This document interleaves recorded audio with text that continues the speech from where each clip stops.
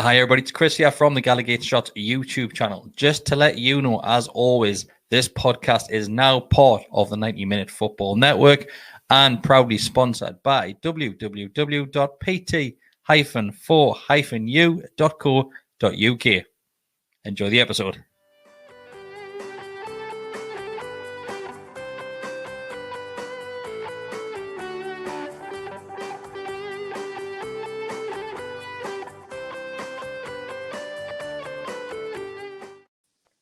Hi everybody, welcome back to the Gallowgateshots podcast for yet another match preview, which will see us preview Southampton versus Newcastle United. As always, I'm joined by my man by the right-hand side, Mr. Mark Walker. Or was it your left? Well, it depends which way you're looking, whether you're viewing it straight on or through a mirror, I suppose. How are you, Mark? I feel like I see you nearly every day these days. Kind of keep her apart, can you? But yeah, as you can see, or if you're listening, we have Iain here. Iain, becoming a regular. You even got the invite to the Gallowgateshots WhatsApp group. I know, this afternoon. That's when I've made it in life. What a day. And we are joined by, some people might recognise this face and this voice. Andy Burnham's back. Now then. Hello, mate. How you doing? Oh, I'm great, mate. Thanks for having me back. Anytime, mate. We always said the door's wide open for your return. So here he is back on the Gallowgateshots YouTube channel. So let's just get straight into it. Mark, Newcastle United's run of form is almost second to none. I think it's only Liverpool who have done a little bit better than us. But, mate, it's a huge game for us on Thursday night. Not necessarily in regards to relegation battle or because I think we've done enough or just about done enough. But Southampton's a tough game. It's probably the toughest one to date, I would say.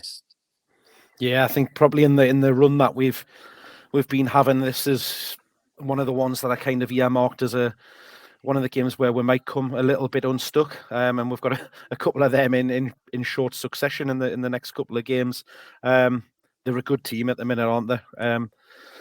Hasenhüttl's got them playing some good football. They're putting a lot of good performances together, getting results, and they're right up the top there with the performance table as well, alongside of us. So it's definitely one where we're going to need to be at our best to come away with something. Yeah, Andy, it's a shame that we probably can't be at our best because apparently we're not allowed to play any of our January signings in this fixture. Yeah, I know, it's mad, and I'm sure he won't play any of the players who have come back from injury for Southampton either. But, yeah, that was all very strange at the time, wasn't it? And obviously a lot of the talk's been about, obviously everyone's raving about Howe at the minute, and you've got lots of fans of other teams saying, well, it's easy when you've got infinite money. But ironically, it's not really been the new signings at all, has it? Obviously at the start with Trippier and just the lift everyone had with him coming in, and obviously, yeah, we've got Burn and Wood who've done well as well. But the way everyone's playing at the minute, new signings aren't even getting in the team, so it's an amazing problem for us to have. Unheard just of. step up a level, having every single player that was already there before the January transfer window is all up the game, and they've had to because there's competition there basically now, Andy. That's all that is. Yeah, it is, and I think that's all we've been crying out for. We've always had a team where we've had sort of 5 or 6 good players, but then you're only as good as your worst player. And now we've finally kind of plugged those gaps where, you know, we've had Wilson and Saint-Maximin the past couple of seasons, but then we've been plugging in Kieran Clark at centre back and Krafth at, you know, right back and left back, and we finally plugged those gaps. And I think the prime example of someone who's had a kick up the backside is Willock. He probably thought after the way he ended last season, scoring for fun, and then he thought, I'm just a shoehorn into this team, it's easy. And then all of a sudden seeing potentially a world-class player in Bruno, we don't know because we haven't seen him. But having him come in and he's thinking, right, shit, he's genuinely in my position. I'm going to be the first one out here. You can see it's night and day, isn't it? Yeah, you spoke about Bruno there. I'll come to you, Iain. I'm not sure if you've watched the Kieran Trippier podcast with True Geordie yet, but Trippier mentions on there that he was well aware of Bruno before he obviously was signed for Newcastle. You heard about him when he was in Spain. The Brazilian lads were speaking about the talent that he had as well, and it makes you excited to see him getting on the field. But are we going to see him in this game, or is it going to be the same starting 11? It's a difficult one. Obviously, with the amount of games that you're going up, there's going to be some changes at some point. I think because you've got Southampton, I don't think it's going to be an easy game at all. I think it's going to be probably as difficult as sort of Chelsea away. I think what I was saying just before we came on that they've lost one home game all season, which is Well, since the turn of the new year, they've lost 2 games. One's against Wolves and just last weekend against Villa. So it's going to be a very difficult game. I don't know whether Howe will approach it to see this is probably the game you're more likely to get a result and keep the same team, and then maybe make changes for the Chelsea one. But at the minute, again, I think sort of definitely in the run that we've had, the game on Saturday was probably the worst performance. But again, we've got 3 points. It's a different kind of win. We talked about this in one of, I think it was the Brentford preview. There's wins where we've controlled the game. There's wins where we've had to come from behind. And this one was where we haven't played well at all and still got 3 points. So it would be interesting to see if he does make any changes. I would think that he would probably keep it the same and then make a change for the next game. Yeah, I'm with you. That's, well, Saturday to Thursday. What's that, 4 or 5 days before your next game? I think it's probably Sunday where we're going to see the switch around in players. I would have thought, Mark. I think if I remember right, on Monday night on the Always Smiling, maybe I can't get words out, Always Smiling Faces podcast, you were expecting changes coming Thursday night.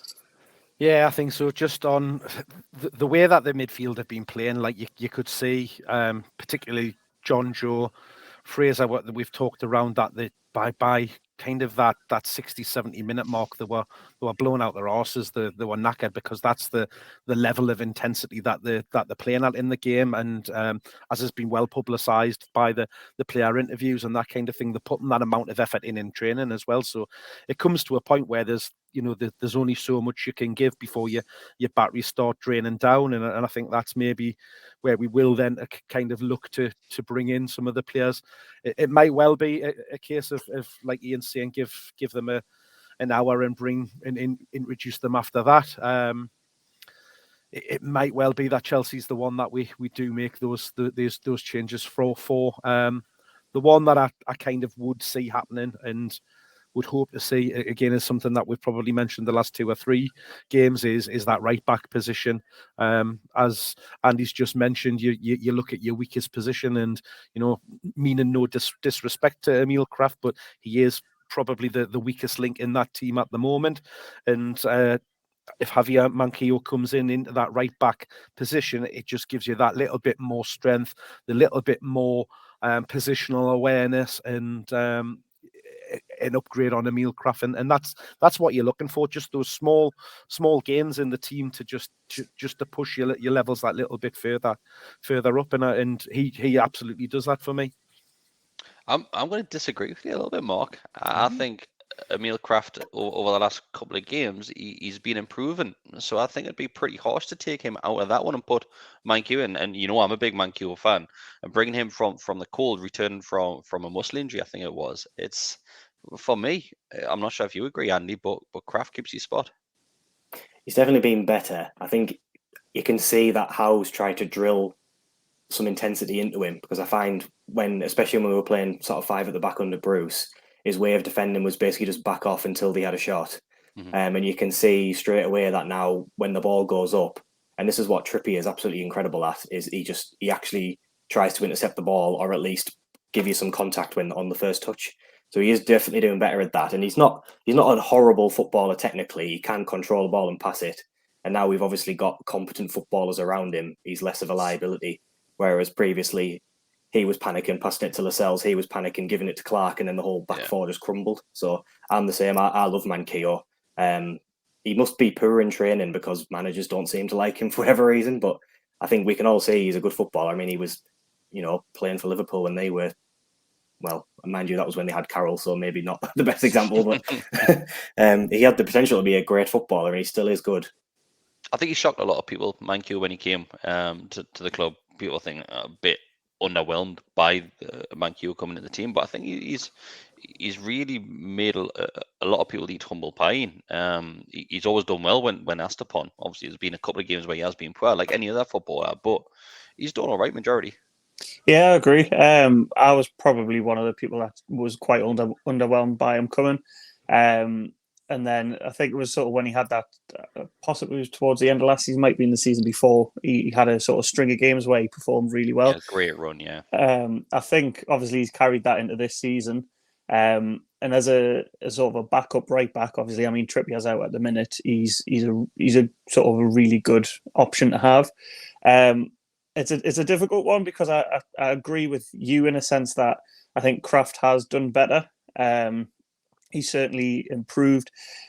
He did look to be got at on Saturday against Brighton, but I think he handled it for the most part very, very well. But again, in terms of what Mark said, I think Manquillo does offer you that bit more. But I keep saying on sort of the previews, I wouldn't change a winning formula, and at the minute, Krafth's been part of that, so it would probably be a little bit harsh on his behalf. So I wouldn't be surprised if he does start, and then, like I say, Manquillo come in for the Chelsea game. Mark, I spoke about this after we recorded the podcast on Monday night, that apparently Saint is back away, he's back abroad, apparently, hence why he wasn't at the Football Writers Awards on Sunday night. Is that a concern for you that he once again might not be featuring in the squad? It's a strange one, isn't it? You can only hope that he's going to get a little bit more treatment, and he's going to pop it up in an oxygen chamber with his watch on, playing his little board game or something like that. But let's not start any more conspiracy theories around that. It seems an odd decision for him to go away when we have got a game this close.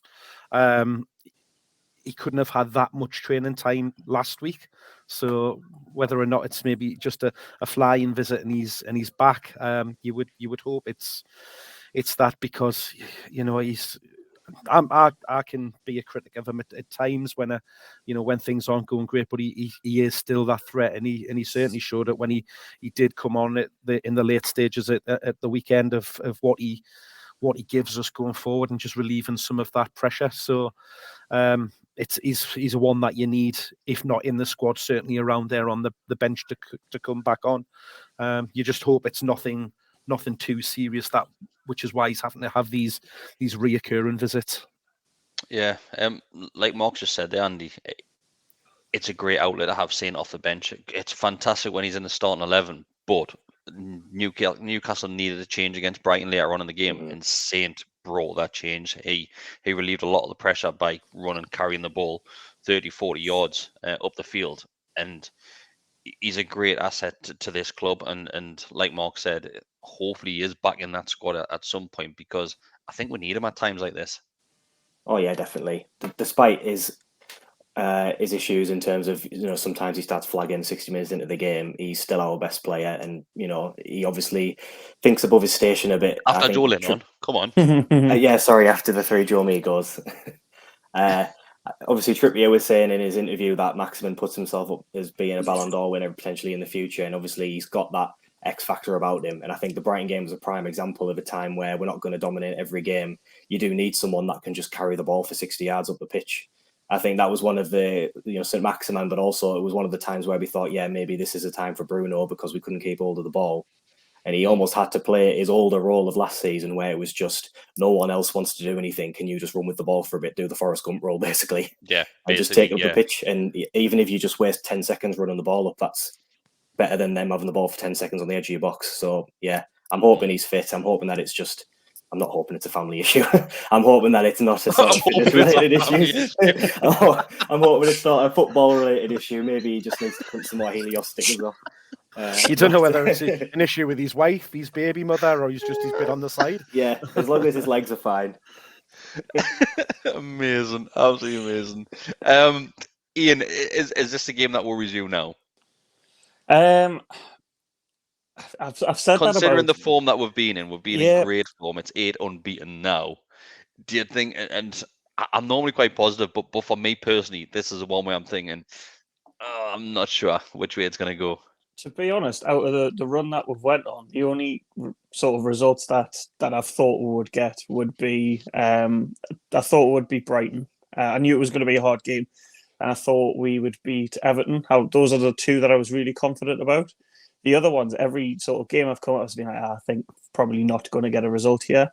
And this, I think the same applies. It's a very, very difficult game. And I would probably snap your hands off for a draw. But I think the forward that they have on load from Chelsea, Brozier, I think he's a real quality player. They can hurt you from midfield as well. And they've got Ward Prowse, who's a danger from set pieces. So no clumsy tackles on the edge of the box, basically. Yeah.